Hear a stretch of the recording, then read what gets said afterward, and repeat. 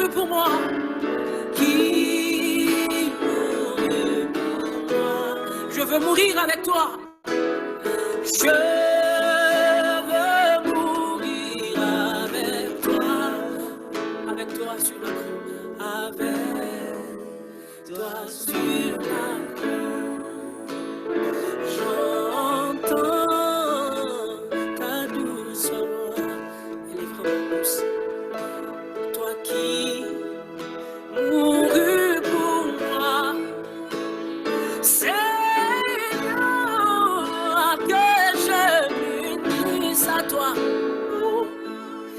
Dans ta mort par la foi. Et Jésus, roi des rois, qui mourut pour moi. Oh, je veux mourir avec toi, avec toi sur la croix.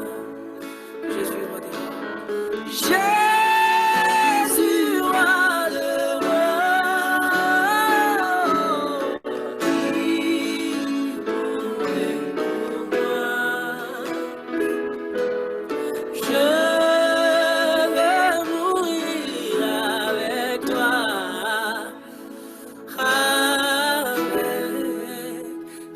sur la croix.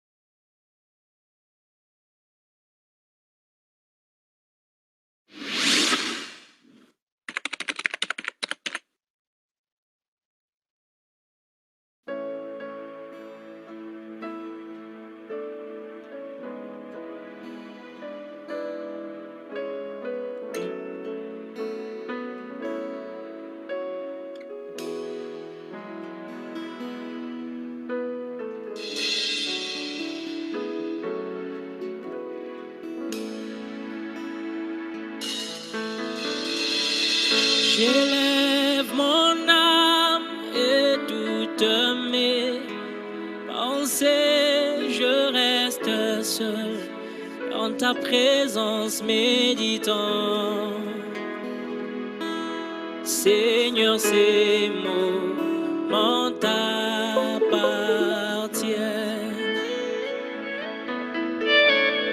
Au bord de la rivière qui coule depuis le trou de la fontaine d'amour, mes larmes coulent. Seigneur, ces moments t'appartiennent. Je romps mes liens avec le monde. Je me tiens seul devant ton trône au bord de la mer de verre. Ne veux-tu pas laisser tomber le voile derrière moi pour m'enfermer à tout jamais en ce lieu où se trouve la nourriture dont mon âme a besoin à chaque instant.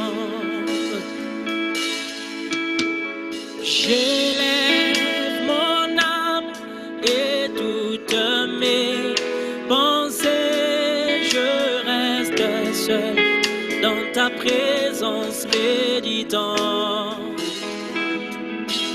Seigneur, ces moments t'appartiennent. Au bord de la rivière qui coule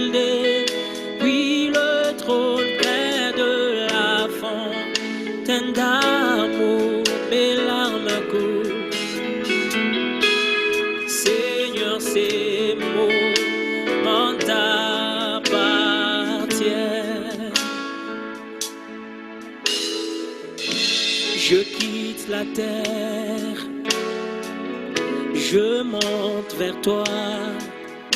Je te prie de quitter le ciel et de descendre vers moi. Ainsi nous nous rencontrerons dans une sphère spirituelle.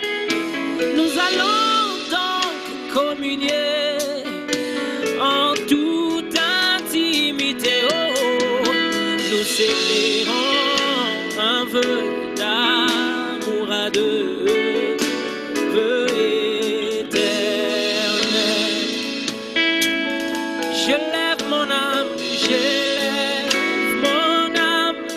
et toutes mes pensées, je reste seul dans ta présence, méditant. Seigneur, ces mots m'en t'appartiennent.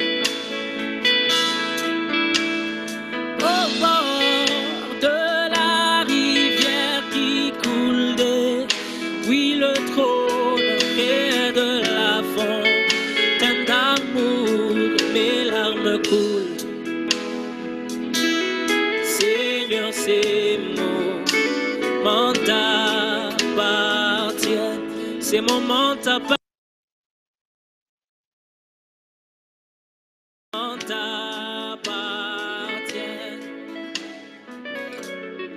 Seigneur, ces mots m'en t'appartiennent.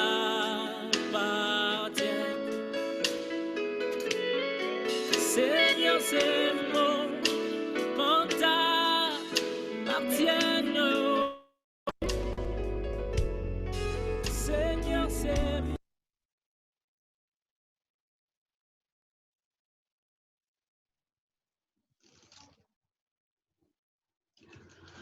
Ok. Que le Seigneur vous bénisse tous. J'espère que vous me suivez bien.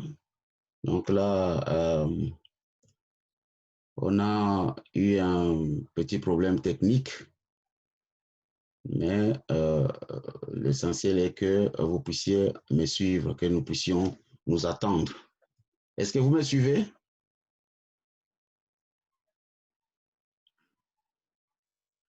Ok, Frère Eli, vous me suivez? Kaka, tu m'attends? Ok, je vois les Luzolo, bon. Ok, bon.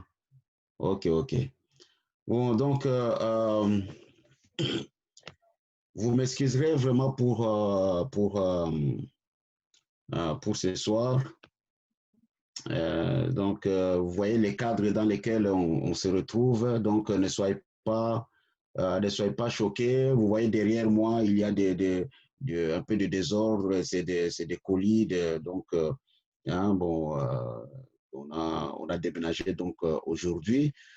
Donc, la maison est encore en fourre-tout. Hein, donc, il n'y a rien d'aménagé, il n'y a rien. Donc, c'est comme ça. Donc, c'est fait, disons, exprès pour que vous puissiez voir dans quel cadre donc on est. Hein, on ne peut pas faire autrement. Bon, je pense que demain ou après, hein, ça sera mieux que maintenant. Et donc, toutes nos excuses pour les dérangements qu'il y a pour donc aujourd'hui, et que vous puissiez donc nous pardonner pour cela. Et aussi, donc, avec ça, donc, les problèmes techniques de mettre les choses en place, donc, on n'a pas la Wi-Fi ici, hein, donc on n'a pas encore Internet, on n'a pas encore des téléphones et tout ça. Donc là, j'utilise j'utilise mon téléphone comme modem, donc Hein, j'espère que ça ne fera pas de problème, mais bon, je pense que ça se passe bien, ça se passera bien jusqu'à la fin. Et donc, à cause de ça, effectivement, aujourd'hui, hein, on ne va pas prendre beaucoup de temps. On va tout simplement essayer d'introduire un sujet. On va juste introduire un sujet on va donc, oh là, qu'est-ce que c'est que ça? Donc, un sujet on va parler aujourd'hui et que demain, donc, on entrera dans le développement de ce sujet hein, que nous allons vous présenter aujourd'hui. Il y a un problème.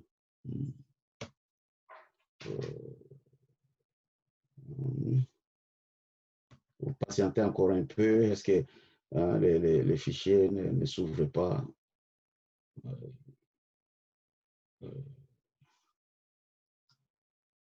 Voilà, voilà, ok. Donc, pour cela, donc, je ne serai pas long. Hein, je ne serai pas long. Vous voyez même les lumières, ce n'est pas vraiment ce qu'il faut. Hein, donc, on est en train de s'installer et on va s'améliorer dans cela. Alors, donc, pour commencer notre réunion, on va prendre le psaume 50. Hein, le psaume 50, juste pour introduire notre réunion de ce soir. Et donc, nous avons apprécié les frères Simon, les deux Simon, Simon Lounen ou Simon Belva qui sont venus hier soir pour nous prêter main forte pour déménager, donc pour amener les affaires de là où on était jusqu'à la nouvelle maison. Donc nous les remercions beaucoup. Et là, ils viennent de quitter il n'y a pas longtemps pour prendre la route pour rentrer en Belgique. Il y a eu les frères Bébé et les frères Israël qui sont arrivés ce matin, donc dans la matinée vers les 11 heures comme ça, pour nous aider à aménager tout ça. Et donc, nous les remercions. Frère Bébé qui est venu avec ses deux garçons, donc Paul et Ben. Donc, nous les remercions pour cela. Et je pense là, en cours de route, il y a les frères Paul, les frères Géry, les frères Nathan, pense. Je pense aussi la sœur Mireille, je pense, si je ne me trompe pas. Donc, qui sont encore en route, donc ils ne vont pas tarder à arriver. Donc, bon, nous apprécions votre assistance. Nous ne manquerons pas non plus de dire merci à frère Maurice, à frère Gérard, à frère Roger, hein, qui sont venus à plusieurs reprises ici à nous aider à faire les travaux qu'on était, disons, dans des difficultés d'exécuter. Et ils sont venus nous prêter main forte. Donc, nous les remercions pour cela. Et nous remercions aussi les sœurs, comme la sœur Mireille, je ne sais plus, la sœur Elisabeth, hein, pour les repas qu'ils nous ont envoyés pendant ces temps qu'on était ici. Hein, vraiment beaucoup de nourriture. Hein, donc, nous les remercions. Et aussi, après donc, tout cela, nous voulons aussi vous remercier pour toutes vos pensées, tous les messages que vous avez envoyés quand donc nous étions en deuil, quand mon épouse avait perdu sa maman. Donc, nous vous remercions pour cela, pour toutes les pensées, pour les mots, les messages que vous avez envoyés, les messages d'encouragement. Vous savez que c'est très difficile. Et donc, il y a eu la sœur Ruth Kilonda, la sœur Divine, la sœur Chantal, Joël Kanyenda qui sont venus donc à cette occasion pour rester avec nous pendant un temps. Nous apprécions tout cela et nous disons que le Seigneur vous bénisse. Donc, nous prenons le psaume 50 pour commencer notre réunion. Psaume d'Azaph. Dieu, Dieu l'Éternel parle et convoque la terre. Depuis le soleil levant jusqu'au soleil couchant, de Sion, beauté parfaite, Dieu resplendit. Il vient, notre Dieu, il ne reste pas en silence. Devant lui est un feu dévorant. Autour de lui, une violente tempête. Il crie vers les cieux en haut et vers la terre pour juger son peuple. Rassemblez-moi, mes fidèles, qui ont fait alliance avec moi par le sacrifice. Et les cieux publieront sa justice, car c'est Dieu qui est juge.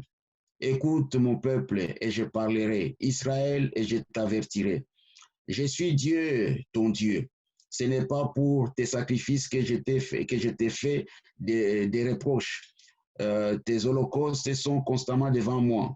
Je ne prendrai pas de taureaux dans ta maison, ni de boucs dans tes bergeries, car tous les animaux des forêts sont à moi, toutes les bêtes des montagnes par milliers. Je connais tous les oiseaux des montagnes et tous ceux qui aiment, tout ce qui s'émeut dans les champs m'appartient. Si j'avais faim, je ne te le dirais pas, car le monde est à moi et tout ce qui l'y renferme. Est-ce que je mange la chair des taureaux? Est-ce que je bois le sang des boucs? Offre pour sacrifice à Dieu des actions de grâce et accomplis tes vœux envers le Très-Haut. Et invoque-moi au jour de la détresse. Je te délivrerai et tu me glorifieras. Et Dieu dit aux méchants, quoi donc? Tu énumères mes lois et tu as mon alliance à la bouche. Toi qui es les avis et qui jettes mes paroles derrière toi. Si tu vois un voleur, si tu te plais avec lui et ta part est avec les adultères, tu livres ta bouche au mal et ta langue est un tissu de tromperie. Tu t'assieds et tu parles contre ton frère. Tu diffames les fils de ta mère. Voilà ce que tu as fait et je me suis tu. Tu t'es imaginé que je t'ai ressemblé, mais je vais te reprendre et tout mettre sous tes yeux. Prenez-y donc garde, vous qui oubliez Dieu, de peur que je ne déchire sans que personne ne délivre. Celui qui œuvre pour sacrifice des actions de grâce me glorifie. Et à celui qui veille sur sa voie, je ferai voir le salut de Dieu. Amen. Donc, c'est par ce psaume que nous commençons donc notre réunion pendant quelques minutes que nous allons pouvoir parler. Nous allons donc prier. Dieu notre Père, nous te sommes infiniment reconnaissants, Père. Nous ne manquerons jamais, Seigneur Dieu, de te remercier pour tes bienfaits, pour ta grandeur, pour, Seigneur, ce que tu es, ce que tu représentes pour nous, Père. Tu es un secours qui ne manque pas au temps de détresse. Et quand, Seigneur Dieu, nous crions à toi, tu réponds toujours, Seigneur. C'est pour cela, Seigneur, notre Dieu, nous avons confiance en toi, Père. Nous savons, Père, que tu es un Dieu vivant. Et quand, Seigneur, notre Père, le Fils de l'homme, Seigneur, s'adresse à toi, Seigneur, tu réponds toujours, comme ce que tu viens de dire, Seigneur, que tu ne ressembles pas à l'homme et tu ne seras jamais comme l'homme. Seigneur Dieu, que nous puissions effacer cela de notre imagination et que nous puissions considérer plutôt ta grandeur, nous puissions considérer plutôt ta bonté, nous puissions considérer réellement ce que toi tu es. La terre, là où nous marchons, sur laquelle nous sommes, cela est produit de ta création. Et si tu as créé cette terre qui subsiste des milliers d'années, Seigneur, qui es-tu, Seigneur? Parce que l'homme est connu par ses œuvres. Et quand nous voyons ce que toi tu as fait les temps, tu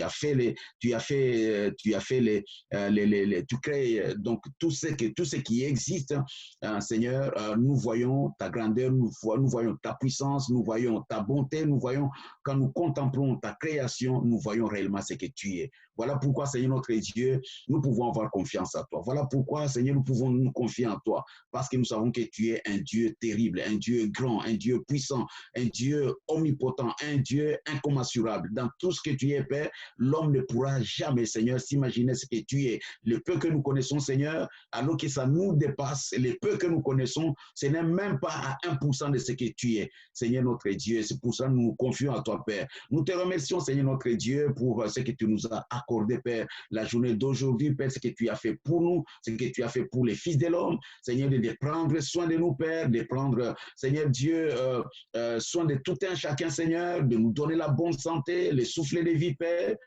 et que, Seigneur, tu nous as nourris, Père, malgré notre méchanceté, malgré tout ce que nous sommes, Père, mais toi, Seigneur, notre Dieu, tu as été bon à notre égard. C'est pour cela, Seigneur Dieu Tout-Puissant, nous disons, nous reconnaissons ta bonté. Seigneur, tout au long de la journée, combien de gens t'ont manqué, Seigneur Dieu, de respect, combien de gens, Seigneur, ont parlé contre toi, combien de gens t'ont maudit, combien de gens, mais malgré cela, Seigneur, tu as toujours été bon, Seigneur, envers tout le monde, même les méchants, même ceux-là que qui ont passé la journée en te maudissant, mais tu as été bon à les regards. Tu les as nourris, tu les as gardés, Père éternel, et a fortiori, nous autres, Père, qui te connaissons dans, Seigneur, dans ce que tu es, dans ta grandeur. Laisse que, Seigneur Dieu, que de tout notre cœur, nous puissions te dire merci, Seigneur notre Dieu. Et nous te sommes infiniment reconnaissants, Père, d'être venu vers nous, Père, afin que, Seigneur Dieu, nous soyons appelés tes enfants.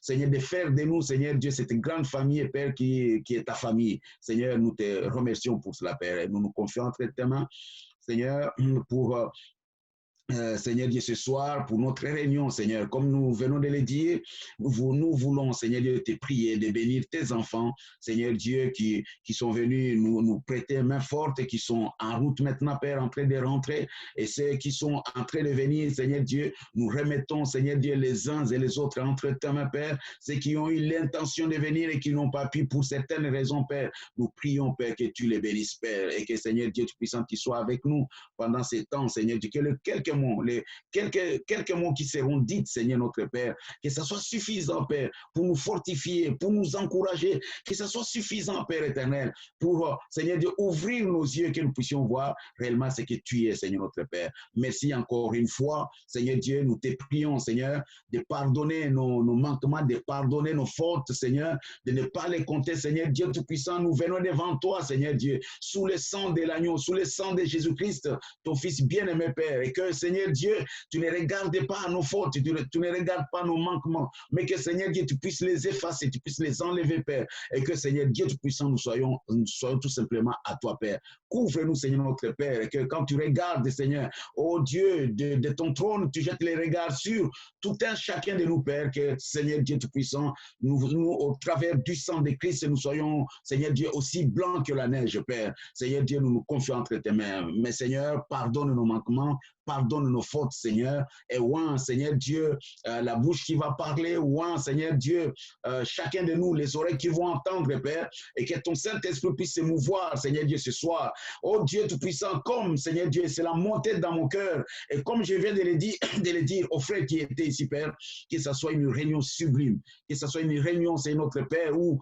Père éternel, tu parleras de cœur à cœur avec tes enfants, Père, et que, Seigneur Dieu Tout-Puissant, ce qui sera dit aujourd'hui, Père, puisse captiver leur attention, Père, et que, Seigneur Dieu, qu'il puisse, oh Dieu, faire un pas de plus avec toi, et surtout, Seigneur Dieu, dans ce monde que nous sommes en train de vivre, dans les circonstances, oh Dieu, dans lesquelles nous sommes, Père. Seigneur, nous nous remettons entre tes mains, nous nous abandonnons à toi, Père, nous te prions, Seigneur Dieu, de prendre le contrôle de tout, Seigneur Dieu, que ton Saint-Esprit, Père, nous soit accordé ce soir, et que, Père, les paroles qui seront liées, Seigneur, et qui seront dites, Père, oh Dieu, que cela soit vivifié, Père, dans nos âmes, dans nos cœurs, pour nous apporter une véritable vie, Seigneur. Ô Père éternel, nous nous remettons à toi, Père, nous nous confions à toi, Père, pendant ces quelques instants, Père. Oh Dieu, 15 minutes, soit-il, ou 20 minutes, ou 30 minutes, ou je ne sais pas combien de temps il va prendre, Seigneur Dieu. Ô Père, nous voulons, Seigneur Dieu, que toi, tu puisses nous parler, que toi, tu puisses, Seigneur Dieu, nous instruire, que toi, Seigneur notre Père, par rapport, Seigneur Dieu, à tout ce que nous sommes en train de vivre, tout ce que nous attendons, Père, que tu puisses, Seigneur Dieu, nous parler, Père. Nous nous confions entre tes mains, Père. Circoncis les lèvres qui vont parler, Père. Circoncis les cœurs qui vont entendre, Seigneur Dieu. Et que, Père, ces paroles puissent nous apporter la vie. Nous nous remettons entre tes mains dans le nom de ton Fils Jésus-Christ. Amen. Amen. Donc, que le Seigneur vous bénisse. Et donc, sans tarder, nous allons donc prendre dans Luc chapitre 15. Donc, ça sera donc la base de notre prédication ce soir. Et le titre que nous allons donner, nous allons parler de la venue du Seigneur ou la seconde venue du Seigneur. Un titre que nous connaissons tous, qui fait aussi polémique et où les gens vont dans tous les sens, mais nous allons l'aborder dans un autre angle, pas dans un angle doctrinal, dans un angle doctrinal où on va présenter dans le sens de montrer que le Seigneur est venu ou il n'est pas venu, quoi, mais nous voulons donc réveiller notre attention sur ces sujets, comme Frère Branham l'avait fait. Donc, nous avons la partie doctrinale où nous pouvons entrer dans les promesses qui sont promises pour aujourd'hui, pour montrer dans quel moment, dans quel temps nous sommes en train de vivre sur la terre. Mais nous voulons éveiller par la grâce de Dieu les profonds intérieurs par rapport au sujet que nous étions en train de voir, comme le week-end passé ou le week-end d'avant, par rapport à ces sujets-là. Nous voulons introduire le même sujet, mais dans un autre angle. Et nous l'intitulons donc la seconde venue du Seigneur. Donc pour cela, nous allons prendre Luc chapitre 15 et à partir Luc chapitre 15 et à partir du verset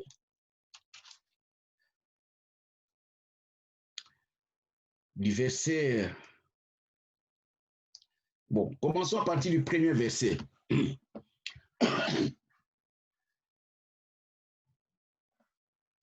À partir du premier verset, donc, nous lisons la parole.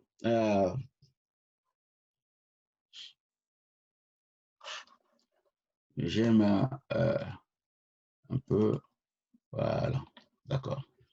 Donc, alors, à partir du premier verset jusqu'au verset 10. Tous les publicains et les gens de mauvaise vie s'approchaient de Jésus pour l'entendre.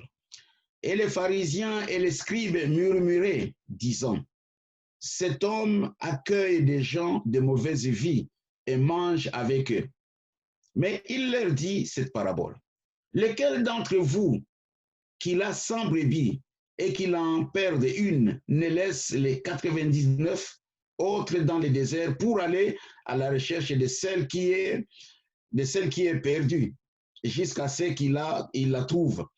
Lorsqu'il la trouve, il la met avec joie sur ses épaules. Et de retour à la maison, il appelle ses amis et ses voisins et leur dit, « Réjouissez-vous avec moi, car j'ai trouvé ma brebis qui était perdue. » De même, je vous l'ai dit, il y aura plus de joie dans le ciel pour un seul pécheur qui se répand que pour 99 justes qui n'ont pas besoin de repentance. Le verset 8.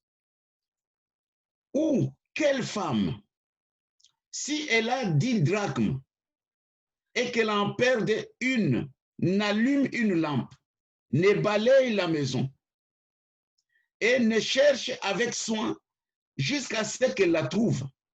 Lorsqu'elle la trouve, elle appelle ses amis et ses voisines et dit, « Réjouissez-vous avec moi, car j'ai trouvé la drachme que j'avais perdue. » De même, je vous l'ai dit, il y a des joies devant les anges de Dieu pour un seul pécheur qui se répand. Amen. Que Dieu bénisse la lecture de sa parole. Vous pouvez vous asseoir pour ceux qui sont debout. J'aimerais avoir un verre d'eau. Je ne sais pas si c'est possible.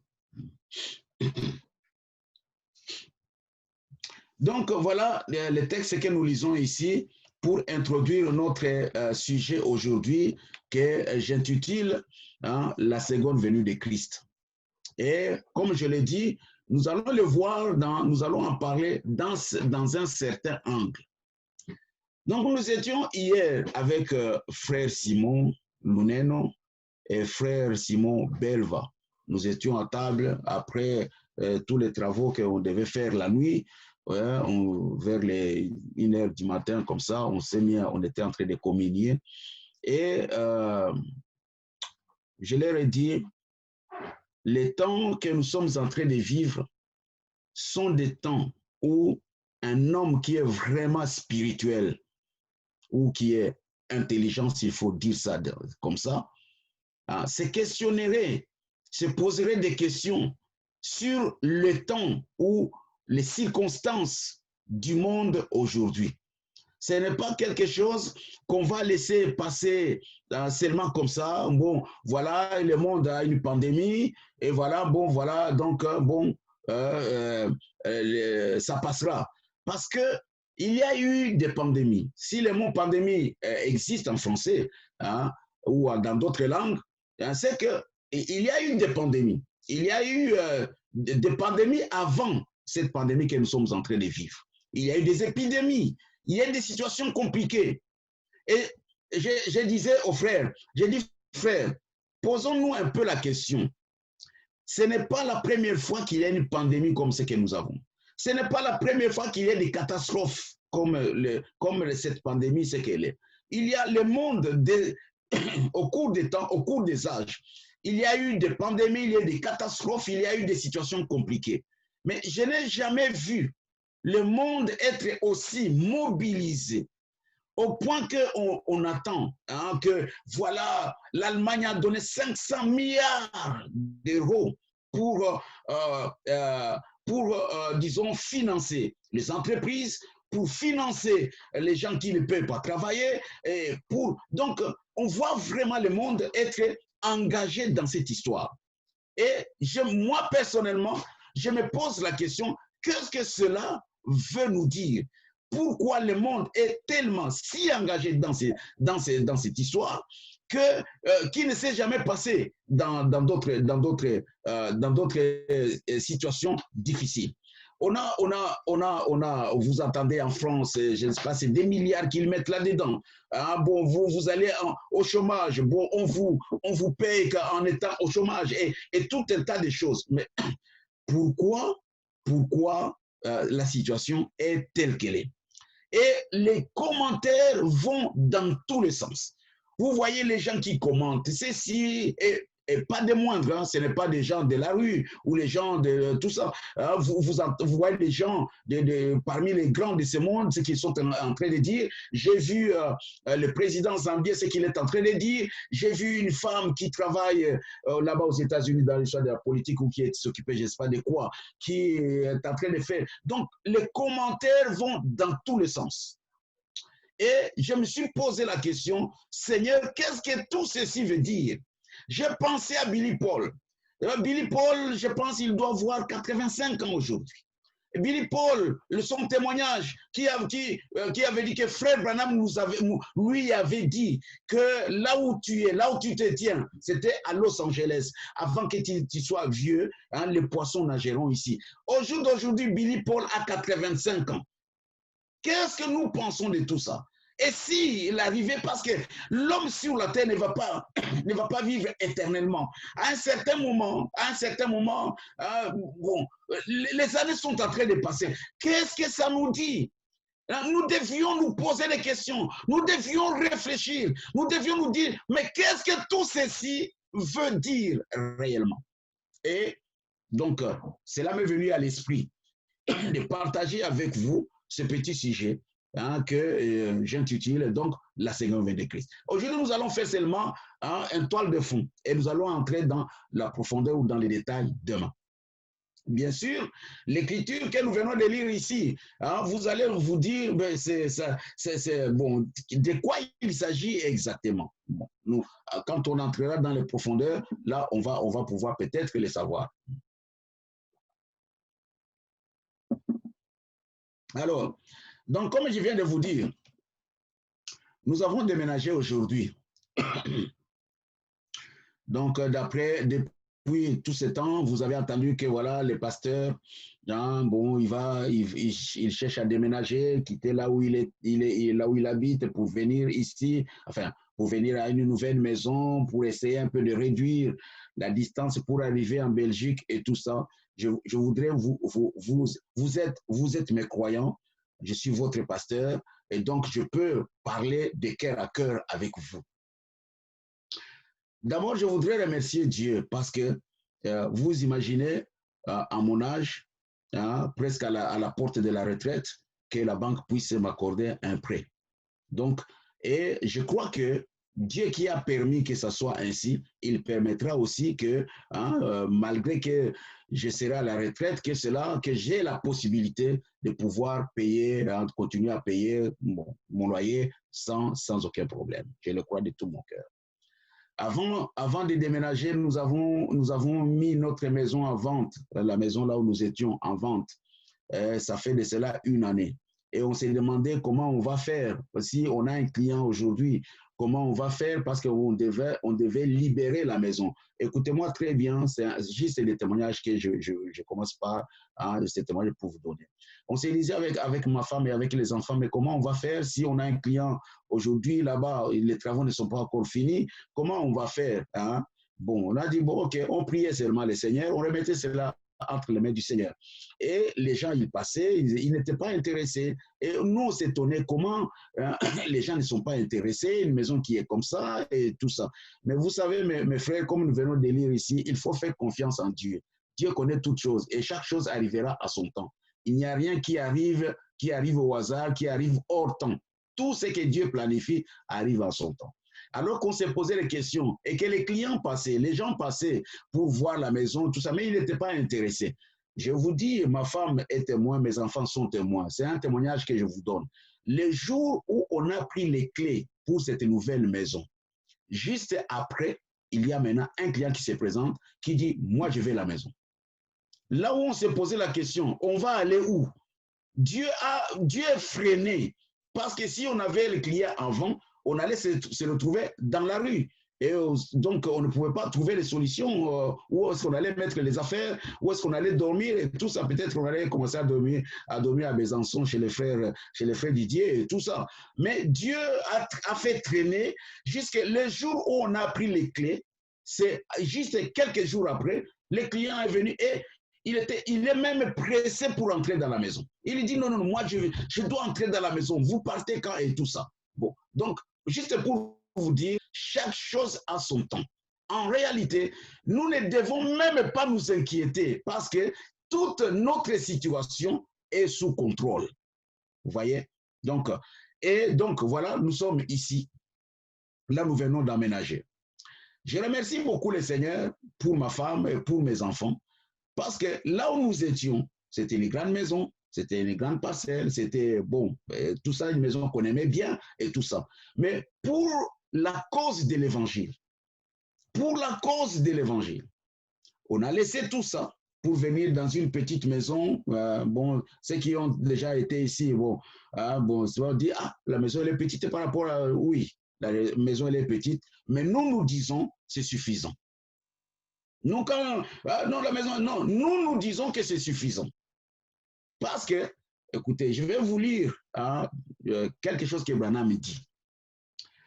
Il dit dans l'histoire de ma vie qu'il a prêché à Toledo le 22 juillet 1951. Branham nous dit au paragraphe 20, ça j'introduis simplement. Il dit, quand nous étions tout petits, des petits enfants, nous habitions sur une colline, en un lieu où nous avions une drôle de petite, une espèce de large affaire, à moitié en bardeau et à moitié en planche à recouvrement, plutôt, et à moitié en rondin. C'était la maison, ok? Vous voyez comment il décrit leur maison. C'était la maison. Mais c'était très solide, en rondin et en planche à recouvrement qui revêtait cela. Je pense que c'était là, la maison, là, cette maison ne s'écroulerait pas ou qu'elle serait là pour toujours. Mais nous n'avions, écoutez bien, donc il dit, je pense que cette maison-là ne s'écroulerait pas de là ou qu'elle serait là pour toujours. C'est ce que Branham lui pensait. Cette maison, la maison où il vivait, la maison où il a grandi, la maison qui était en rondin de bois, la maison les rondins de bois qui étaient recouverts de planches, qui était une maison solide. Branham dit, je pensais que cette maison-là ne s'écroulerait pas de là, ou qu'elle serait là pour toujours. Mais nous n'avons point ici-bas des cités permanentes. Nous cherchons celle qui est à venir. Amen. Donc, avec cette maison dans laquelle nous retrouvons là maintenant ce soir, j'ai beaucoup appris concernant la maison. Quand on parle de la maison, les gens peuvent tout mettre quand ils veulent acheter une maison. Vous allez voir des poignées en or, vous allez voir, je ne sais pas, de lavabo, je ne sais pas, en argent. Les gens vont y mettre beaucoup d'argent. Mais ce n'est qu'une demeure temporaire. Ce n'est qu'une maison. Le vent peut venir l'emporter. Les intempéries peuvent venir, ou je ne sais pas comment. Ce n'est qu'une demeure temporaire. Mais il y a une maison, une demeure éternelle. C'est là qu'on devait plus investir. C'est là que l'homme devait prendre de tout ce qu'il a, de tout son argent, mettre des poignées en or, mettre des lavabos en argent, ou je ne sais pas comment, dans cette maison éternelle. Parce que cette maison ici, ce n'est qu'une maison temporaire, temporaire. Vous voyez? Alors, Branham me dit, j'ai pensé que cette maison-là ne s'écroulerait pas, hein, et qu'elle serait là pour toujours. Mais nous n'avons point ici-bas, hein, des cités permanentes. Nous cherchons celle qui est à venir. Vous voyez? Et il continue de dire, quand je suis arrivé à Toledo et que j'ai parcouru quelques-unes, certaines de vos rues ici, vous avez de belles maisons ici, de ce côté-ci. L'autre jour, j'ai passé en véhicule, j'ai arrêté ma vieille camionnette, et là à moitié rétrogradée, bon, elle a 24 100 et quelques kilomètres, hein, c'est seulement pour dire qu'elle est usée. Elle n'a pas rétrogradé, mais elle est usée. J'ai donc parcouru quelques-unes de ces rivières là-bas. Oh, comme c'était beau. Et je me suis dit, de belles maisons, et les gens semblaient simplement vivre dans un paradis. Et celle-ci est une belle ville. Il parle de Toledo. C'est une belle ville, ici même, au bord du lac. J'aimerais vivre ici moi-même. Mais, amis, il arrivera un temps où Toledo ne sera plus ici. Amen. Ah, il dit même, lui-même il dit, ah, vous avez de belles maisons ici, ah, et les gens semblent pratiquement vivre dans un paradis. Mais écoutez, celle-ci c'est une belle ville, ici même au bord du lac. J'aimerais vivre ici moi-même, mais amis, il arrivera un temps où Toledo ne sera plus ici. C'est vrai. L'un de ces jours, une bombe atomique frappera ces lieux. Il n'en restera rien. Écoutez, eh bien, vous savez que c'est vrai. Nous vivons dans cet âge-là maintenant. Et il est plus tard que vous ne le pensez. Amen.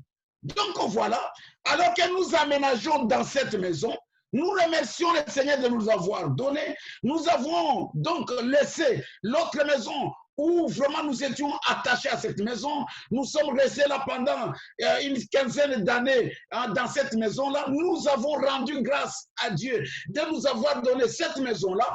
Mais pour la cause de l'évangile, nous avons délaissé cela, une grande parcelle, le double de là où nous sommes, une maison grande par rapport à là où nous sommes. Mais pour la cause de l'évangile, on s'est dit, bon, ok, laissons cela.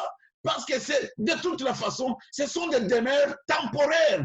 Temporaire. On va s'y accrocher, on va se dire, bon, c'est notre maison, c'est notre maison, c'est une demeure temporaire. Il y aura un temps où cette maison ne sera plus là. Voyez-vous? Ok.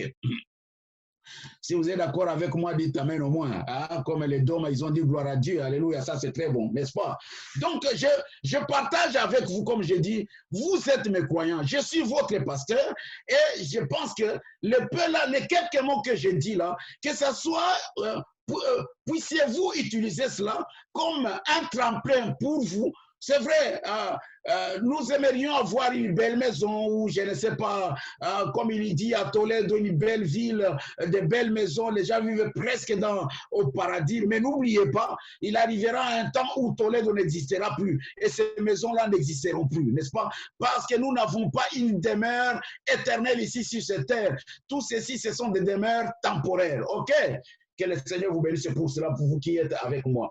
Et maintenant, dans la seconde venue, Branham nous dit ceci, la seconde venue qu'il a prêché à Jeffersonville, le 17 avril 1957, il dit au paragraphe 24, Jésus, quand ses disciples, écoutez bien ça, quand ses disciples en étaient arrivés à considérer les choses naturelles ou les choses charnelles de la terre, vous suivez? Quand ils sont arrivés au temple, le temple était magnifique. Le temple était la gloire de Jérusalem. Au point que jusqu'à aujourd'hui, on parle de ce temple-là, le temple de Salomon, construit pour la gloire de Dieu, par le roi Salomon, n'est-ce pas?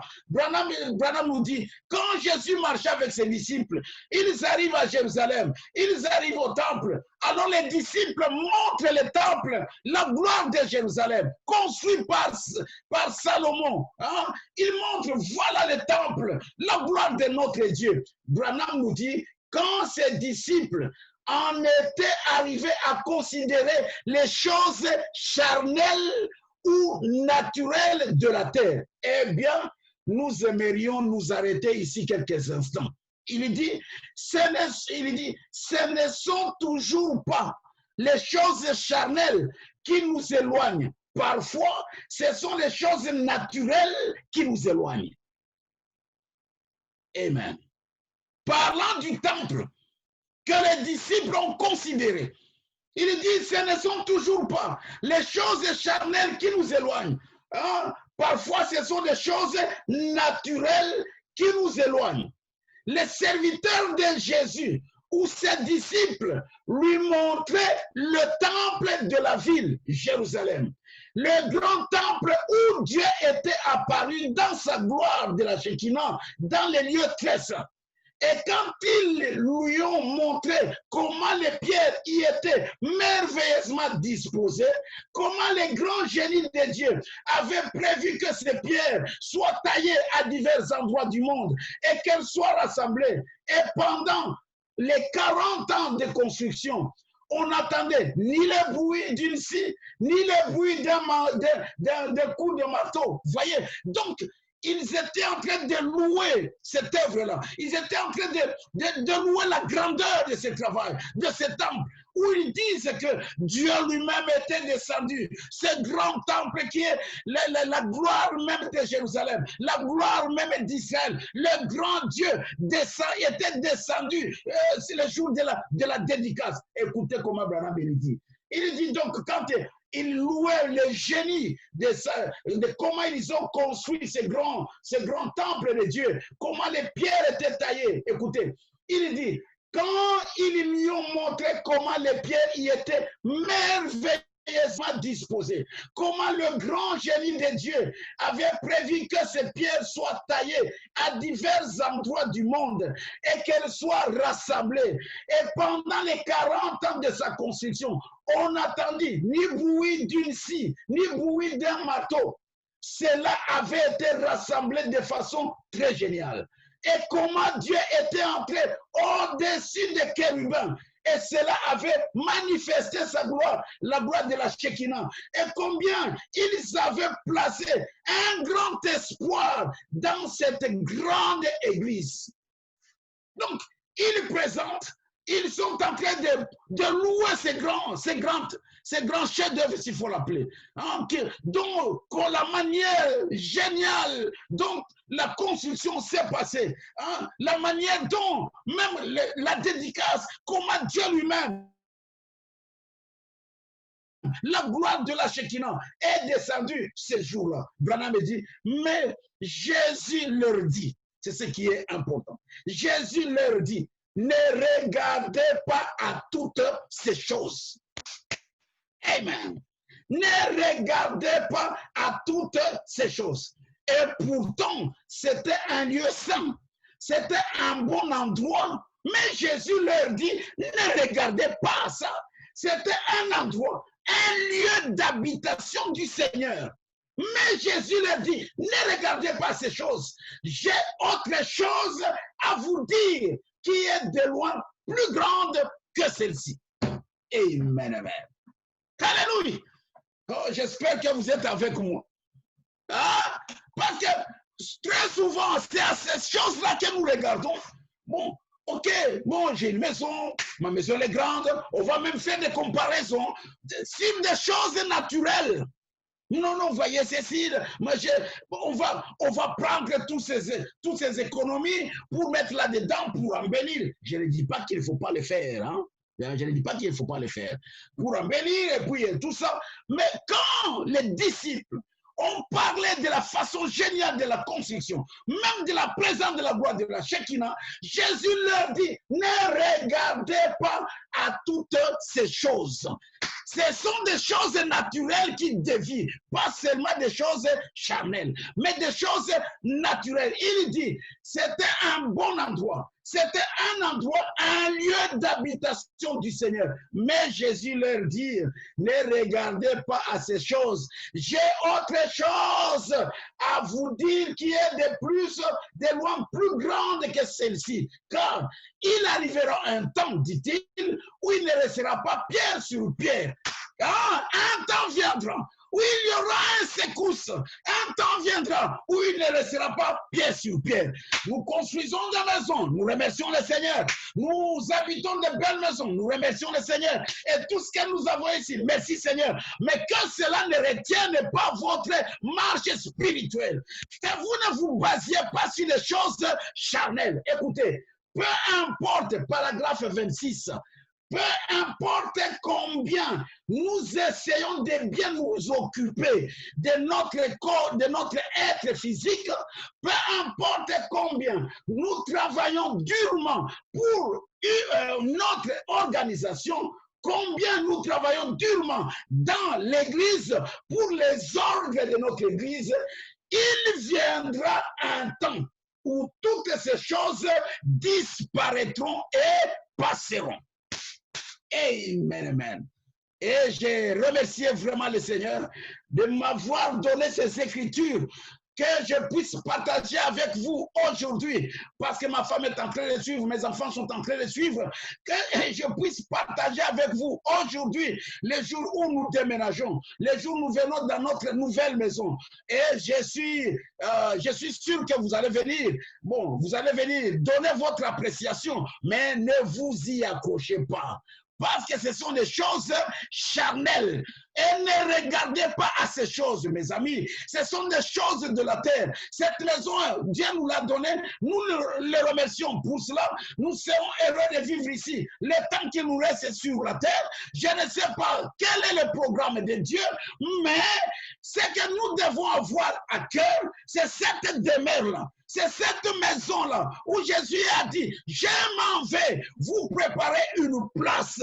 Que cette demeure-là soit réellement préparée pour moi, soit réellement préparée pour ma femme, soit réellement préparée pour mes enfants et pour chacun de vous. Et que personne ne puisse manquer à ces rendez-vous-là. Amen. Ici sur la terre, si Dieu t'a béni, merci Seigneur. Si Dieu t'a donné une maison, merci Seigneur. Si Dieu t'a donné des richesses, merci Seigneur. Mais, comme Jésus a dit, ne regardez pas ces choses. Parce que ce sont des choses temporaires. Ce sont des choses seulement du temps. Mais là-bas, c'est une maison, c'est une demeure éternelle. Que personne ne puisse manquer cette maison là-haut. Que ce soit à toi que Jésus a dit, je m'en vais te préparer une place, une demeure, une maison. Et cette maison-là, c'est une maison éternelle. Amen. Voilà donc pour cette petite introduction de notre déménagement. Et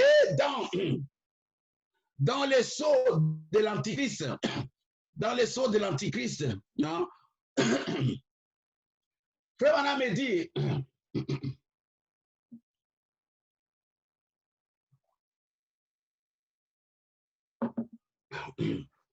dans les sceaux de l'Antichrist, Frère Branham me dit, eh bien, on sait en mettre reprise et référée par la foi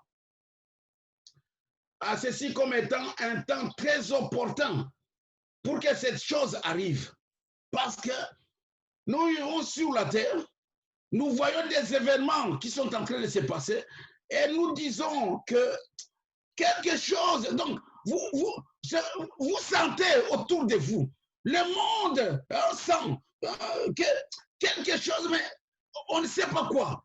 Quelque chose est peut-être, quelque chose va se passer. On ne sait pas quoi. Personne ne peut exactement dire quoi. Et Branham me dit, on sait à maintes reprises référé par la foi à ceci comme étant un temps très important pour que cette chose arrive. Je le crois vraiment de tout mon cœur que nous vivons dans les derniers jours. En effet, les quelques derniers mois, j'ai rassemblé assez d'éléments scientifiques pour prêcher un soir sur la seconde venue du Seigneur d'un point de vue scientifique. Étant moi-même une personne sans instruction, je dois beaucoup étudier cela pour voir les progrès scientifiques relatifs aux choses, pour voir si c'est tout à fait exact. Donc, sachant que nous, ce que nous savons, Jésus nous a promis, je m'en vais et je reviendrai vous prendre. Donc maintenant, on voit un peu le monde être agité. On voit un peu le monde être sans décision. Les gens ne savent pas qu'est-ce qui va se passer. Seulement, c'est comme Frère Madame me dit, comme un agneau qui est en train de brouter dans la forêt, dans une savane, qui regarde tout autour, mais ne voit rien, mais il y a un lion ou une lionne qui est en train de marcher vers cet agneau ou vers cet animal pour pouvoir l'attaquer.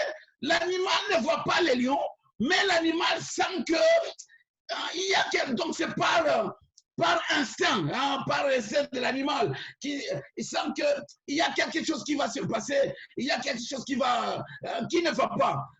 Et c'est ce que le monde exactement est en train de sentir aujourd'hui. Et Branham me dit donc, je vais rassembler assez d'éléments scientifiques pour prêcher un soir sur la seconde venue du Seigneur. Vous voyez, d'un point de vue scientifique, nous, de par les Écritures, nous savons que le Seigneur nous a promis qu'il reviendra pour nous prendre.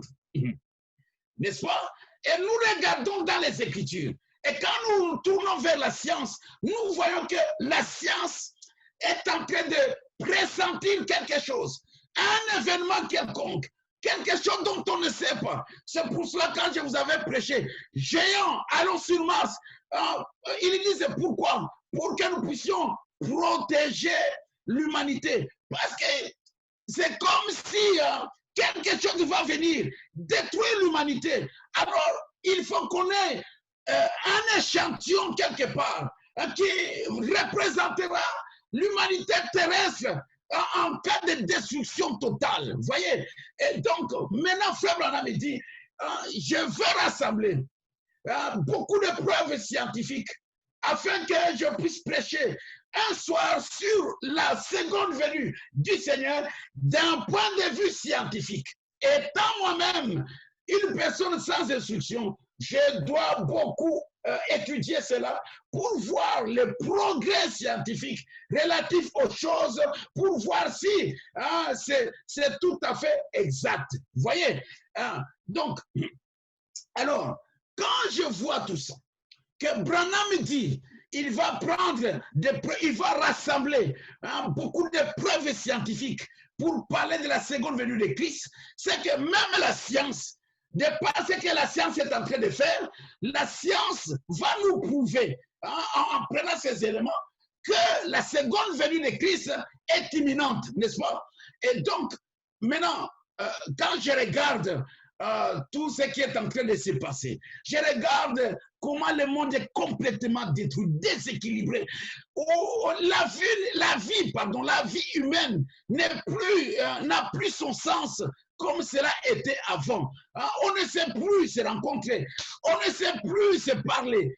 On ne sait plus se saluer comme Branham disait, une main chaude comme ça, où tu salues ton frère, tu salues ta soeur. On ne sait plus le faire. Vous voyez, moi personnellement, je me questionne sur tout cela. Qu'est-ce que ça signifie? Je me questionne. Et en tant que pasteur, je ne peux pas venir vous prêcher. Je suis une prédication pour amuser la galerie, pour faire rire, mais il faut que, par la grâce de Dieu, je puisse vous prêcher une prédication que quand vous vous levez de vos sièges, vous sentez vraiment que vos cœurs ont été touchés, que vous sentez vraiment qu'en écoutant ces prédications, vous avez été intérieurement réveillé. Si vous dormiez, si vous ne vous posiez pas de questions, mais en écoutant cela, que votre intérieur soit réveillé et que vous puissiez vous dire effectivement, qu'est-ce qui est en train de se passer et qu'en est-il de ma vie? S'il en est ainsi, qu'en est-il de ma vie? Est-ce que je suis prêt? Est-ce que tout est correct? Est-ce que tout va bien? Est-ce que ma vie est conforme à la lumière de la parole? C'est en réalité ça le but. Mais on va trouver, bon, les gens s'amusent, les gens ne pensent pas, les gens pensent que, oh frère, bon, on nous interdit aujourd'hui d'aller au culte, d'aller nous réunir, mais un jour viendra où on va. Qui pouvait savoir que ceci arriverait? Qui pouvait savoir que nous ferions 3 mois, quelque chose comme ça, sans aller à l'église? Et voilà, dans combien de temps? Je ne sais pas. Ils sont en train de prolonger. Et comment ça va finir? Par où ça va finir? Je ne sais pas. Seulement les cris dans mon cœur. Oh Seigneur, fais-nous grâce.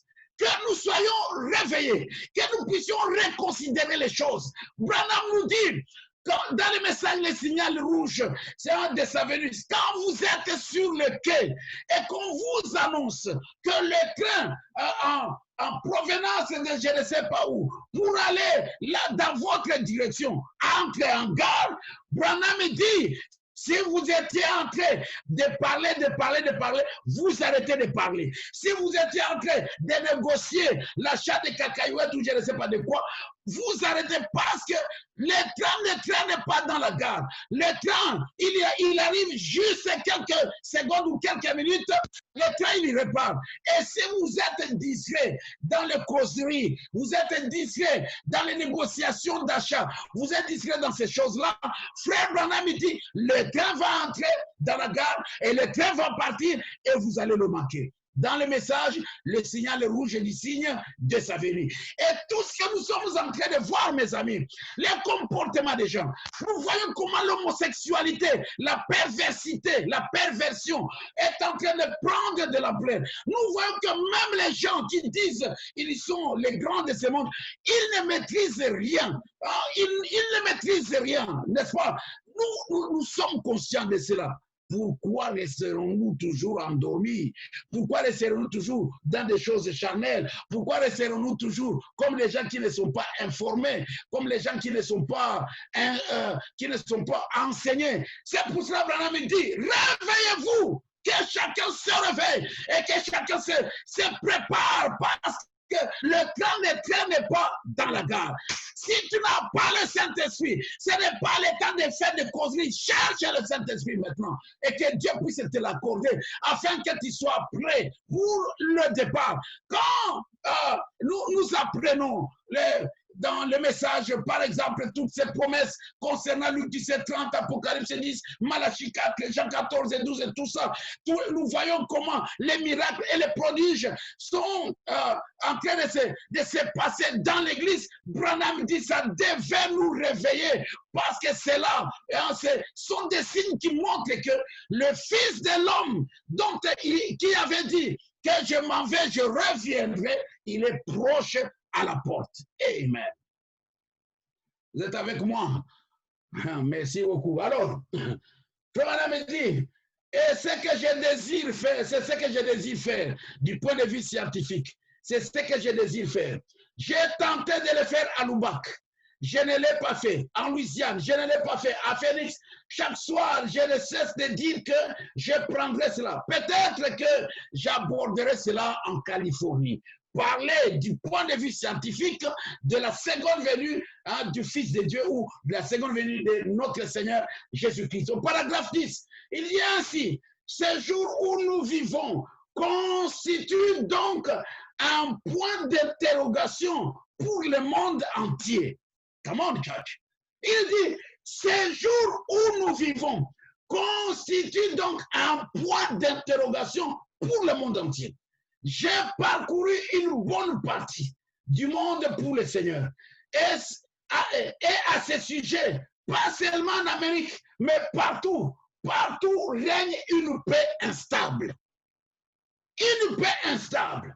Le monde entier semble être secoué. Il est dans la peur. On dirait que quelque chose est au point d'arriver. Come on, church. Quelque chose est sur le point d'arriver.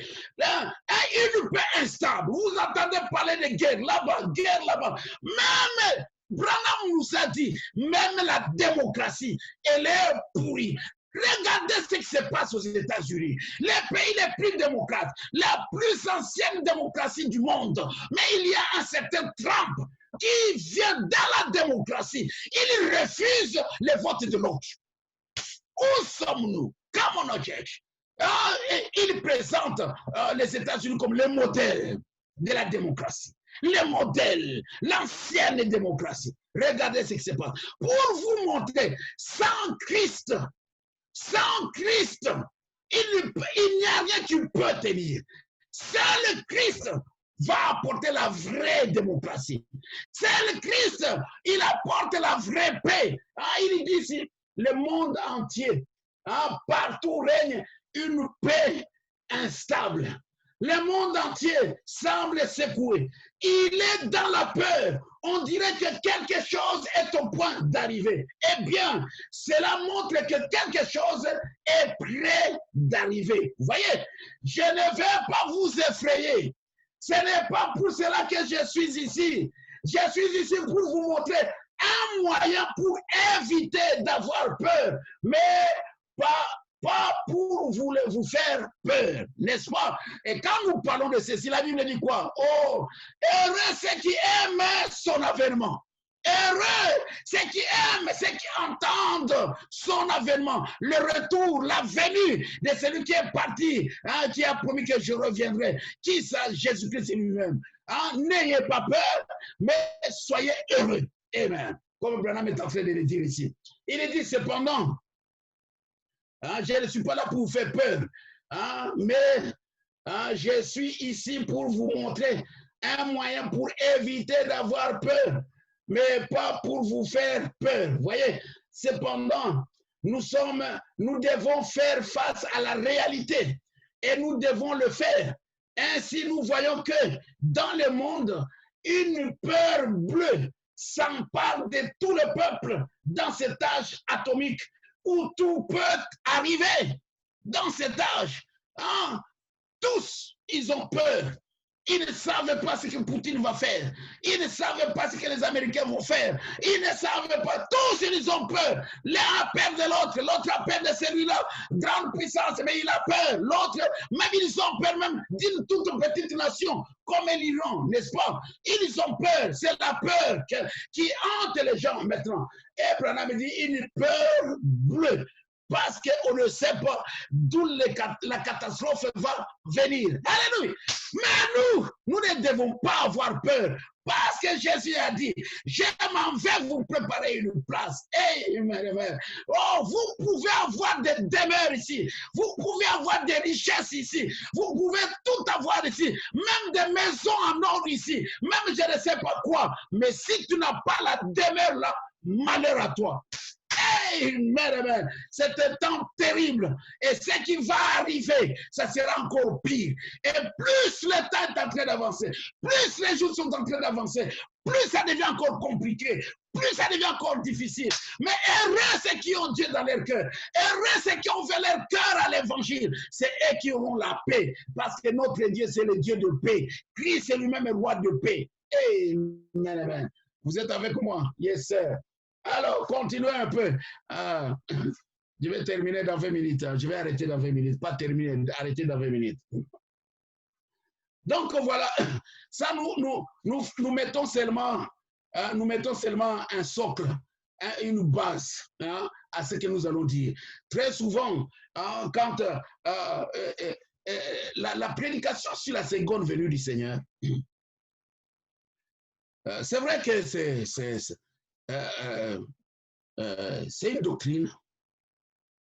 une doctrine merveilleuse même, parce que c'est l'espoir que le monde a, c'est l'espoir qui reste pour nous, c'est l'espoir de l'Église, c'est l'espoir du croyant, c'est l'espoir du monde, c'est l'espoir de tous, c'est tout ce qui reste.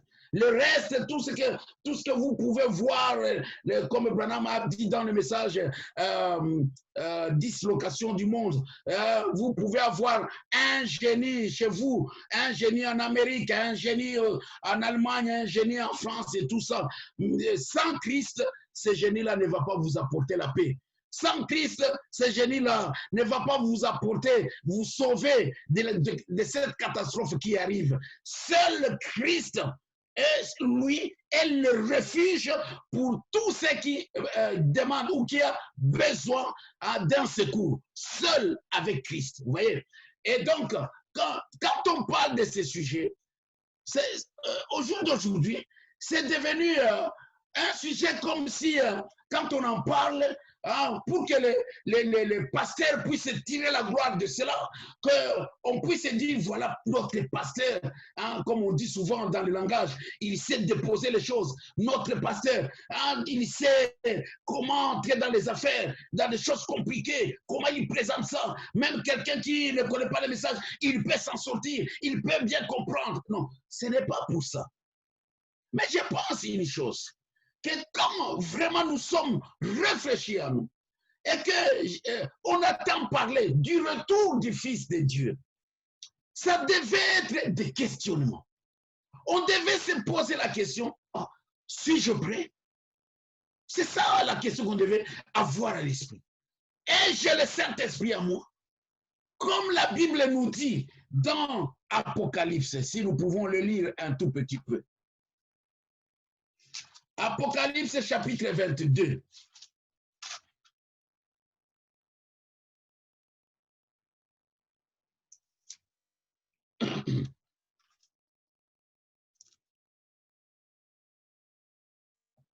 Apocalypse chapitre 22, le dernier verset. Il est dit au paragraphe, le verset 20, et puis nous allons lire verset 21. Le verset Apocalypse 22, verset 20 à 21. Celui qui atteste ces choses, il dit, oui, je viens bientôt. Et écoute, comment il dit, celui qui atteste ces choses, dit, oui, je viens bientôt. Amen. Et l'épouse dit, viens Seigneur Jésus. L'épouse qui dit, viens Seigneur Jésus. Que la grâce du Seigneur Jésus soit avec tous. Donc, quand on apprend que Jésus vient, c'est un sujet où on devait se questionner. Ce n'est pas un sujet où on va sauter et puis crier notre pasteur et tout ça. C'est un sujet, en réalité, qui devait amener à se questionner. Suis-je prêt? Parce que quand il vient, les uns seront dans la joie et les autres seront dans les pleurs. Ceux qui ne seront pas prêts, ils seront dans les pleurs. Ceux qui seront prêts, ils seront dans la joie. Et ainsi, quand je sais que c'est le moment, comme par exemple dans une école, on doit passer les examens et que je sais que je n'ai pas étudié, j'ai passé la nuit dans les fêtes ou je ne sais pas quoi. Maintenant, j'arrive le matin, c'est l'heure, c'est l'interrogation ou c'est l'heure de l'examen. Mon cœur, est-ce que je vais rigoler? Si je me mets à rigoler, c'est que je suis inconscient. Il y a quelque chose qui ne va pas avec moi. Mais quelqu'un qui est serein, quelqu'un qui est correct en lui-même, il sait qu'il n'a pas étudié et que l'examen, il ne saura pas répondre. Il est inquiet. Il pourra même négocier avec le prof. Si le prof peut repousser les jours où il peut reposer sa question, il sera dans la joie. Et en réalité, nous devions être dans les questionnements. En réalité, nous devions être dans l'inquiétude et de nous poser, suis-je prêt? Est-ce que tout est en ordre? Est-ce que le Saint-Esprit est dans mon cœur? Est-ce que je suis en bon terme avec l'autre?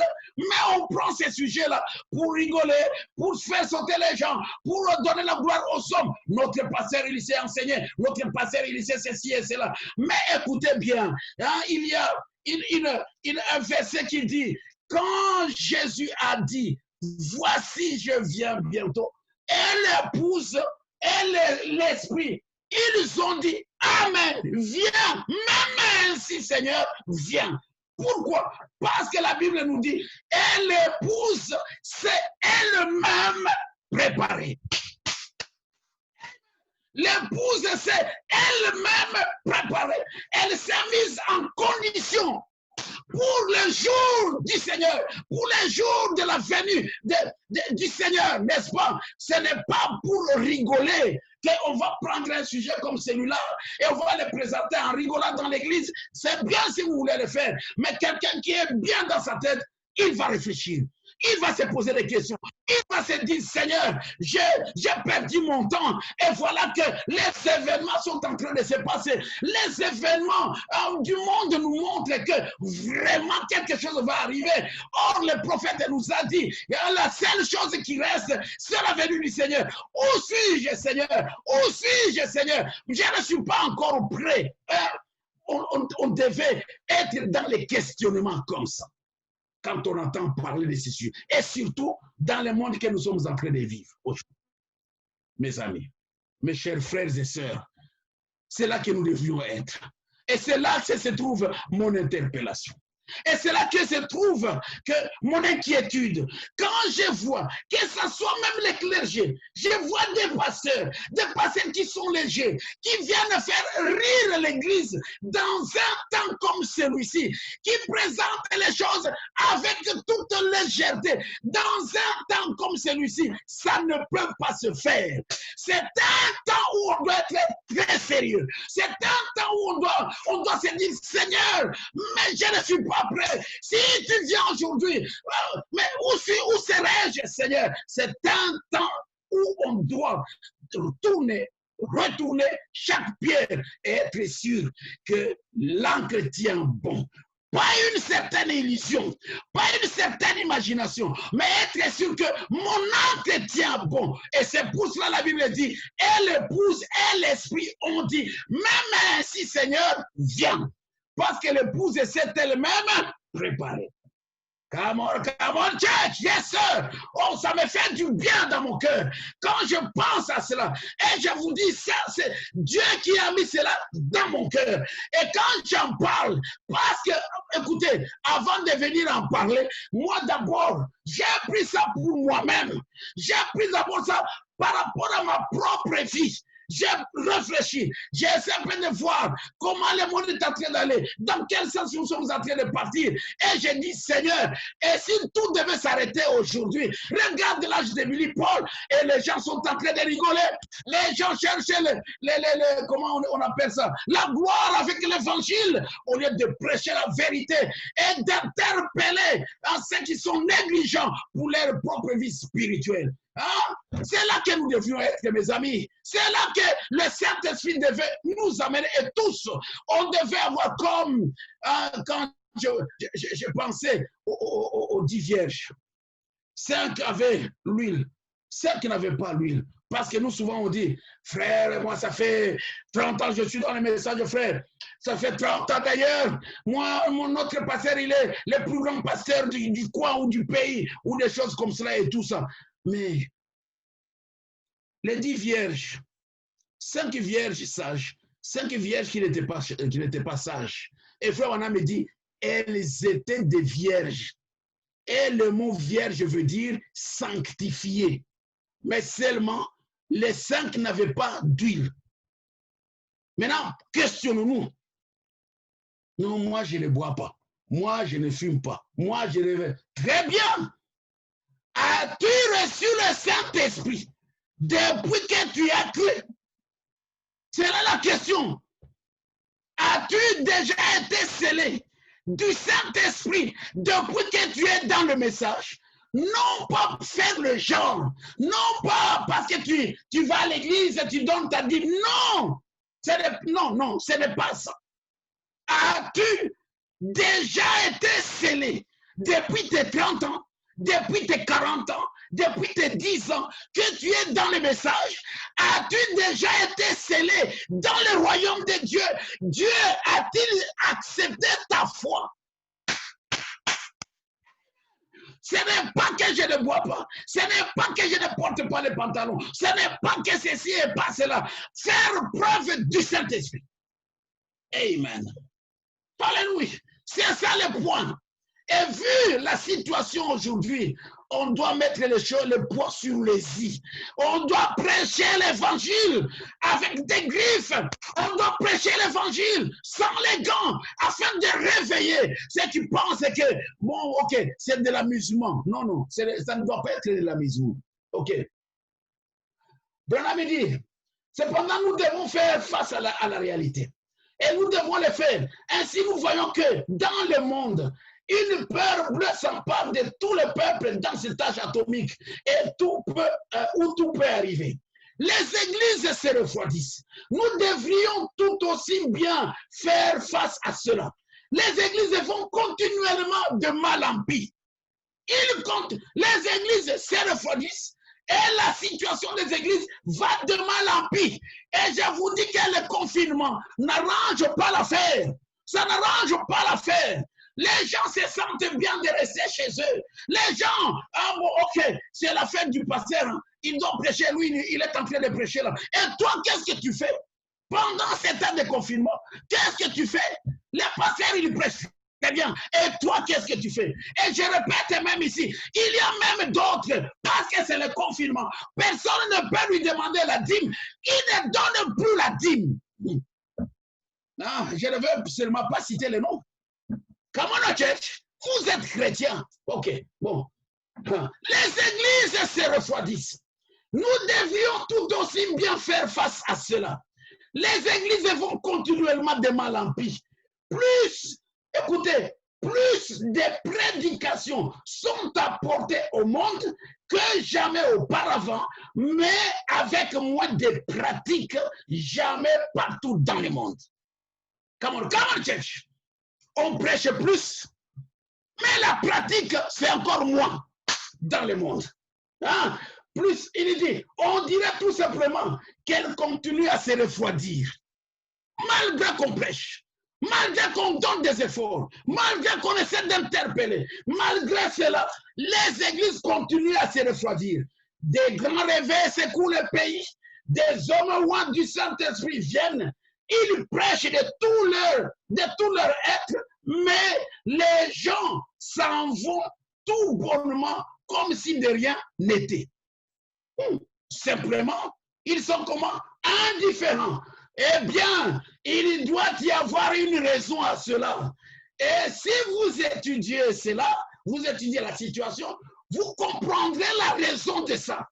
Qu'est-ce qui se passe? Qu'est-ce qui se passe? Au lieu que les gens se réveillent, au lieu que les gens se disent, ah non, je dois, la situation du monde doit m'interpeller. Je regarde ce qui se passe, ça doit m'interpeller. Même parmi nous, il y a des gens qui ne sont pas baptisés. Ils attendent quoi? Vous attendez les derniers jours et vous attendrez là-bas qui vous dira c'est trop tard. Maintenant, alors que le Saint-Esprit interpelle, c'est maintenant qu'il faut se mettre à genoux, c'est maintenant qu'il faut crier à Dieu, c'est maintenant qu'il faut remettre sa vie à Dieu. Jésus nous a promis, je viens bientôt.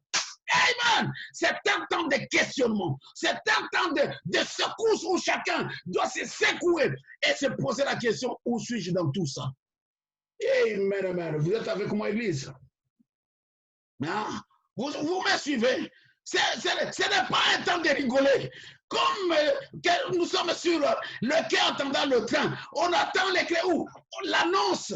L'inspecteur ou l'inspecteur de gare, il annonce le train en provenance de Paris pour Tonnerre arrive en gare maintenant. Hein, que les gens s'éloignent de la bordure de quai pour que le train puisse s'arrêter. Si tu es en train de parler, tu regardes maintenant, c'est mon train. qui arrive, tu vas arrêter de parler parce que le train ne traîne pas à la gare pour que tu ne manques pas le train. Et c'est le temps dans lequel nous sommes. Laissez-moi vous interpeller, mes amis. Dans ces jours-ci, les jours où nous voyons toutes ces choses, ce n'est pas un jour d'amusement. Ce n'est pas un jour où on dit, ah, nous sommes à la maison, frère, hein, on ne va plus travailler. Posons-nous des questions. Pourquoi les grands de ce monde sont en train d'investir autant de millions, des milliards hein, pour vous payer, pour que vous restiez à la maison parce qu'il y a la pandémie et ainsi de suite, de toutes ces choses-là. Pourquoi? Et ils sont en train de dire, malgré tout cela, malgré tout ce qui a été fait, la maladie n'est pas maîtrisée. Vous pouvez vous imaginer, le jour le 11 septembre aux États-Unis, en 2001, je pense, le 11 septembre, il y a eu 3700 morts ce jour-là, à peu près 3700 et quelques qui sont morts ce jour-là. Mais à la pandémie ici, un jour, c'est à Londres, c'était hier ou avant-hier, un jour, il y a eu plus de 4500 en un jour morts de la pandémie. Ça dépasse les bombes, tout, ça dépasse tout. C'est quelque chose comme ça n'est jamais arrivé. Par une pandémie, par une épidémie, ça n'est jamais arrivé. On compte des morts, des centaines de milliers de morts de cette pandémie. Qu'est-ce que cela veut dire, mes amis? Nous devons nous réveiller. Nous devons être interpellés. Nous devons sentir dans nos cœurs, Seigneur, est-ce que je suis prêt pour dire, même ainsi, Seigneur, viens. Pas rigoler. Nous devons réfléchir. Nous devons méditer sur ces choses et de nous dire demain, après-demain, ça sera quoi? Parce que les choses, Branham, lui, il dit, en tant que ministre de l'Évangile, il n'y a plus rien qui reste. Mais vous attendez quoi? Il y a d'autres qui disent, il y a des grands miracles, il y a des choses qui vont arriver, Dieu va faire des grandes choses. Branham, il dit, non, il n'y a rien de ça. Tout ce qui reste, c'est le départ. C'est tout ce qui reste. Écoutez, dans le grand réveil imminent de l'effusion du Saint-Esprit, dans 3 minutes, il dit au paragraphe 5, et puis ce soir, nous prierons pour les malades. Et pendant que nous sommes à Chicago pour ces 8 jours, donc dans cette belle grande ville, je pense environ 4 millions, 3 millions, 4 millions d'habitants. Il y a beaucoup de malades et affligés. Nous avons des bons hôpitaux, des merveilleux médecins à qui nous donnons un coup de chapeau et à qui nous rendons le plus haut hommage. Mais malgré tout ça, malgré nos recherches scientifiques, il y a beaucoup de maladies et autres que les médecins n'arrivent pas à maîtriser aujourd'hui. Hein?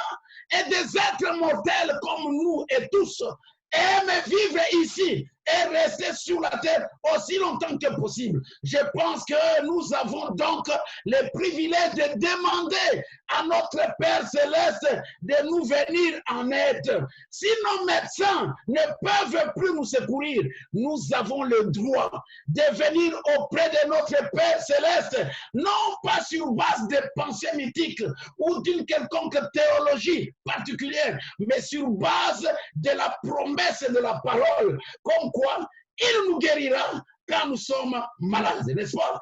Et ainsi, comme nous étions avec les sœurs Divine, les sœurs Ruth Kilonda et sœur Chantal, vous savez, nos sœurs travaillent dans les milieux hospitaliers. Il y a la sœur Divine qui est dans, vous savez, elle a donné un témoignage que j'ai beaucoup aimé, beaucoup apprécié. Ça doit être ainsi pour nous tous.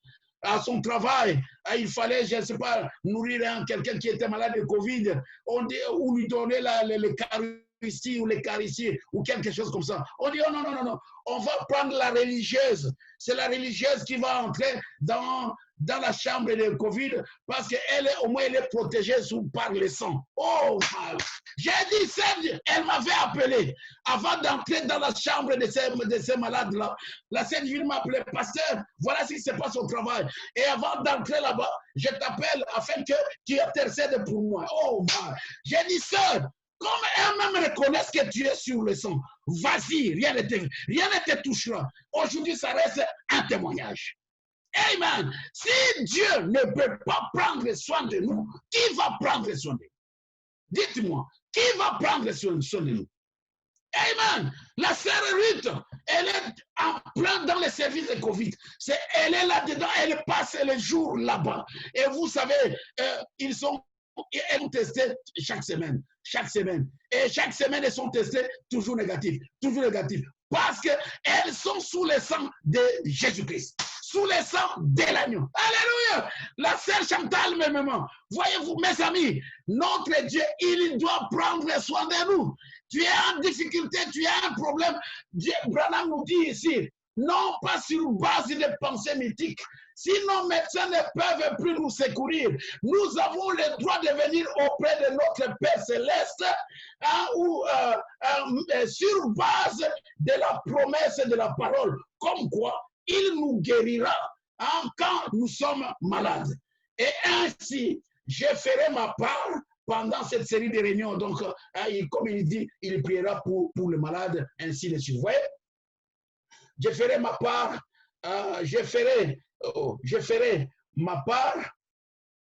ma part dans cette série de prier de tout mon cœur pour chaque malade, pour que je puisse, pour chaque malade pour qui je peux prier et demander à notre Père Céleste d'unir ma prière à la vôtre pour vous venir en aide d'une façon ou d'une autre, vous rétablir de nouveau afin que vous soyez en bonne santé et le servir avec joie. Et en faisant donc cela, eh bien, nous avons l'impression de nous acquitter de notre petite part ici sur terre, comme Dieu nous a placés ici, nous rendre la vie un peu plus aisée pour nous, alors que nous parcourons ce chemin une seule fois. Bientôt, ça sera terminé. Amen. Bientôt, tout va s'arrêter. Et je crois, et je l'ai dit, sans hésitation, que nous nous approchons d'une grande crise. Les nations s'en approchent. Le monde s'en approche. Nous sommes pratiquement au bout de la route. Eh bien, je crois que la seconde venue du Seigneur Jésus, comme tous les chrétiens l'enseignent, nous sommes tout près de ce temps-là maintenant. Amen. Alléluia. Nous sommes tout près de ce temps-là maintenant. Et maintenant, vous tous qui attendez cet événement, vous tous qui attendez cela, la Bible dit, heureux celui qui attend avec joie l'événement. N'est-ce pas? Et donc, ça doit être un temps où nous devons nous questionner et nous dire, Seigneur, je vois les poteaux indicateurs. Je vois un peu comment le monde est en train d'être mené. Mais bon, je suis encore faible spirituellement. J'ai un pied dans le monde, un pied comme ci, un pied cela. Mais je veux, Seigneur Dieu, ta présence dans ma vie. C'est ce que nous devions et de dire. Seigneur, la Bible dit que l'épouse et l'esprit et l'épouse, et ils ont tous dit, même ainsi, Seigneur, viens. Parce que c'est un moment glorieux. Nous allons en parler, c'est un moment glorieux. Et Dieu est capable de te donner ce que tu as, ce dont tu as besoin pour ta vie spirituelle. Que le Seigneur vous bénisse. Merci pour vous tous. Donc, nous faisons seulement une toile de fond et demain nous allons continuer. Merci, que le Seigneur vous bénisse pour ce soir. Nous allons nous incliner pour prier. Seigneur, Dieu notre Père, nous nous inclinons devant toi pour te rendre hommage et te remercier, Seigneur Dieu, pour cette soirée, Père, que tu nous as donnée. Seigneur, ces sujets, depuis toute la semaine, Seigneur, taraudent dans mon cœur. Et Seigneur Dieu, je te remercie, Père, de me l'avoir, Seigneur Dieu, donné. Donne-moi aussi la capacité, Père, de pouvoir partager de telle manière que, Seigneur Dieu, mes frères et sœurs puissent comprendre, recevoir quelque chose, Père. Parce que tu ne donnes pas, Seigneur Dieu, un sujet pour rien, Père. C'est que tu veux, Seigneur Dieu, atteindre, Seigneur, quelqu'un. Tu veux t'adresser à quelqu'un. Fais que, Seigneur Dieu Tout-Puissant, les quelques mots qui seront dites et qui ont été dites et qui seront dites demain, Père, que cela, Seigneur Dieu, puisse atteindre cette personne, Père, que tu veux réveiller, Père, que tu veux secouer, Seigneur notre Père, parce que peut-être il y a la faiblesse qui entre, peut-être il y a la négligence qui entre, ou peut-être, je ne sais pas, Seigneur Dieu, mais toi, tu connais mieux que quiconque, Seigneur. Je remets tout simplement ces petits groupes entre tes mains, Père. Que Seigneur Dieu Tout-Puissant, cette parole puisse, Seigneur Dieu, nous apporter la vie, la force et l'énergie, Père, de continuer, Seigneur, de tenir bon alors que nous voyons, Seigneur Dieu, la sortie du tunnel en train de s'approcher, Père. Merci encore une fois, Père éternel. Bénis tes enfants qui sont en Belgique, qui sont en France, qui sont en Afrique, comme le frère Didier, et partout ailleurs, Seigneur notre Père, que nous ne puissions pas, Seigneur Dieu, manquer, Seigneur, de retenir quelque chose de ce que nous attendons, Seigneur, ces jours-ci, que nous puissions avoir une vie correcte qui témoigne, Seigneur, de ta présence dans nos vies et que Père, tu puisses nous attirer afin que, Père, nous soyons vraiment ancrés, Seigneur Dieu, dans ces messages. Que, Père, ça ne soit pas des mots, que ça ne soit pas que, Seigneur Dieu, des redites, mais que ça soit une vie réelle, Seigneur, provenant de toi, Père. C'est pour cela, Seigneur Dieu, ce soir, j'abandonne, Seigneur Dieu, tout un chacun. Tu connais les cœurs. Peut-être tes enfants ont des besoins, Seigneur Dieu. Réponds aux besoins de chacun, aux besoins de tes enfants, Père. Et honore ta parole, Seigneur, afin que, Père, nous puissions te glorifier. Merci encore une fois. Bénis cette soirée pour tout un chacun. Au nom de Jésus-Christ. Amen.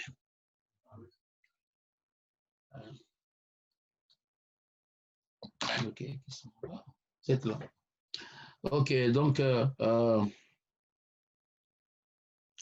nous vous saluons tous au nom du Seigneur Jésus-Christ. Je me tourne là, je vois, il y a, je pense que c'est les frères. Paul, frère Jean-François, il y a frère Paul, frère Jean-François, frère Nathan et qui? Jérémy. Et Géry. Vous êtes à 4. Oui. Donc, frère Paul, frère Nathan, frère Géry, frère Jean-François et qui? Ah, c'est tout. OK. Donc, ils sont arrivés ce soir pendant qu'on était en cours de prédication. Que le Seigneur les bénisse. Merci, Seigneur, de les avoir gardés sur la route parce qu'il était très difficile. Et aussi, donc, à vous tous, que le Seigneur vous bénisse. Je vois Sœur Pauline, que le Seigneur te bénisse, Frère Yeli, que le Seigneur te bénisse, les Massifi, que le Seigneur vous bénisse, les Doma, que le Seigneur vous bénisse, Beryl et Joseph, que le Seigneur vous bénisse. Je pense que c'est la sœur divine parce qu'elle m'a dit c'est le Galaxy J5, que le Seigneur te bénisse. Maman Alphonsine, que le Seigneur te bénisse. Les Ndomba Paul, que le Seigneur bénisse. Je pense que ça doit être Marine ici, parce qu'il y a Yolande qui est à côté, que le Seigneur vous bénisse. Frère Maurice est derrière les fleurs là-bas, et sœur Lydie avec la main sous la joue, que le Seigneur te bénisse. Les beaux pangués là-bas, Besançon, que le Seigneur vous bénisse. J'attendais la sœur Joël, je pensais que j'allais te voir ce soir. Bon, que le Seigneur vous bénisse là-bas. Frère Olivier avec Gabriela, que le Seigneur vous bénisse. Couple Kaka, je vois Bois avec Richard Junior, que le Seigneur vous bénisse. Frère Jackie et la sœur Gisèle, que le Seigneur vous bénisse. L'Uzolo Team, que le Seigneur vous bénisse. Les Mouyaï, que le Seigneur te bénisse, vous bénisse.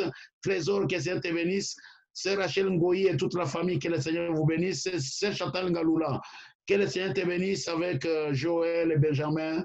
Et je ne sais pas si Irène est encore là, que le Seigneur vous bénisse. Salem Louneno, que le Seigneur te bénisse. Je pense que vous êtes la famille ensemble, que le Seigneur vous bénisse.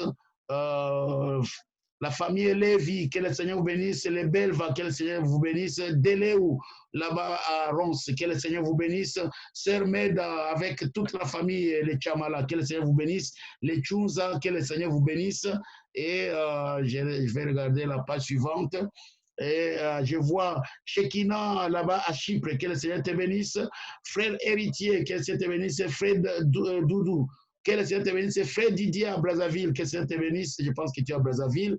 Et William là-bas aux États-Unis, que le Seigneur te bénisse.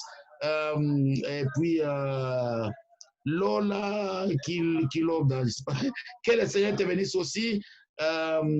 Liliane Luzolo, que le Seigneur te bénisse. Binadan, que le Seigneur te bénisse. Rachel Chamala, à vous tous, shalom et bonne soirée. Shalom.